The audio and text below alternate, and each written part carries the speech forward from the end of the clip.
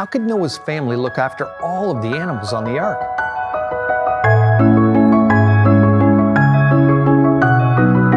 Hello, Calvin Smith here, and welcome to Creation Basics, where our goal is to make God's creation part of your everyday conversation. And today's question, how could Noah's family look after all of the animals on the ark?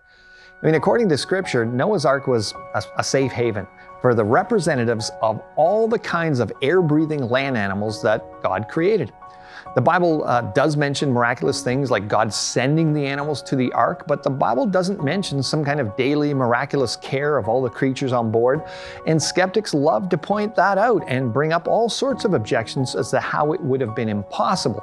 It would be, impossible for so few people to look after so many creatures. Now, while it's possible to just say that, God made some miraculous provision for the daily care of these animals, it isn't necessary or required by Scripture. You see, as you can imagine, since the incredible Ark encounter was put together, the life-size Noah's Ark exhibit, once that was launched, and for a long time before that, we've looked into this extensively, and it turns out that a study of how existing low-tech animal care methods that exist today answer most of the objections to the Ark. I'd really recommend the book Inside Noah's Ark for a really detailed analysis of the topic, but let's explore a few things on today's show just to flesh this out. First of all, let's remember these animals didn't need the long-term care like animals kept in zoos require, just temporary emergency care because survival was the primary goal for that 1 year. Okay, so how did they feed them? Well, the key, of course, is to avoid unnecessarily walking around. Don't work harder, work smarter. Noah probably stored the food and water near each animal, and drinking water could have been piped through, troughs like the Chinese have used bamboo pipes for this purpose for thousands of years.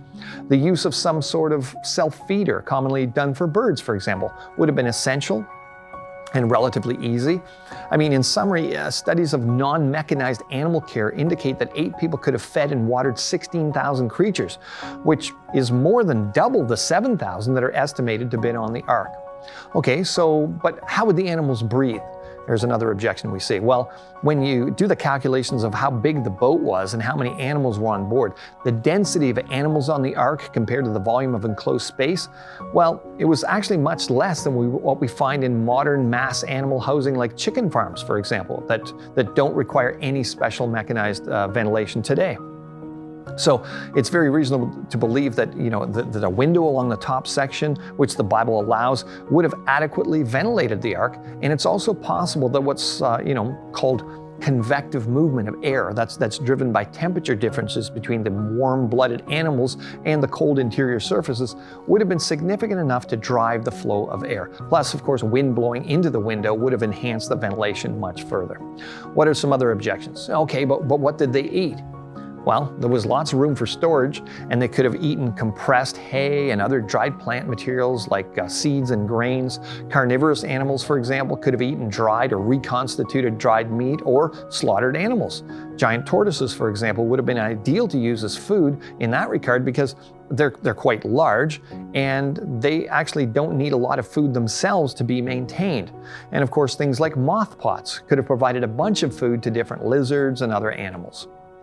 Okay, now here's another really big objection we often hear. Yeah, but what did they do with all of the doo-doo or the waste products, so to speak? Well, it's a legitimate objection because you see tons of animal waste would have been produced daily. But again, the key to keeping the enclosures clean was to avoid the need for Noah and his family to do the work. And Noah could have accomplished this in several ways. One possibility would be to allow the waste to accumulate below the animals, much as we see in modern pet shops today. Or there could have been slatted floors and animals could have trampled the waste into the pits below.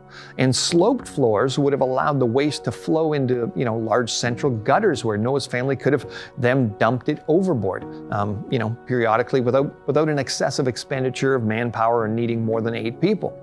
While the voyage of the ark may not have been comfortable or easy, it was certainly doable, even under such unprecedented circumstances. So these are just a few. You can read that book for more, but how did Noah's family look after the animals? Well, it's not necessary or required by Scripture to appeal to miracles for the provision and daily care of the animals on the ark for just 1 year. Many solutions to seemingly insurmountable, problems that skeptics pose are often pretty straightforward.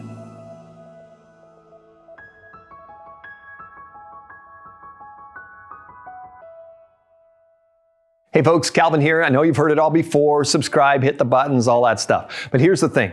Think of it as if you're donating to our Answers in Genesis Canada advertising campaign without having to spend a dime. With the algorithms set up the way they are, it's kind of like getting media platforms that are often quite unfriendly to Christian content to promote gospel outreach for free. Wise as serpents, gentle as doves. So subscribe to the channel, ring the bell, share the content, click the button. I know it's annoying, but it really helps.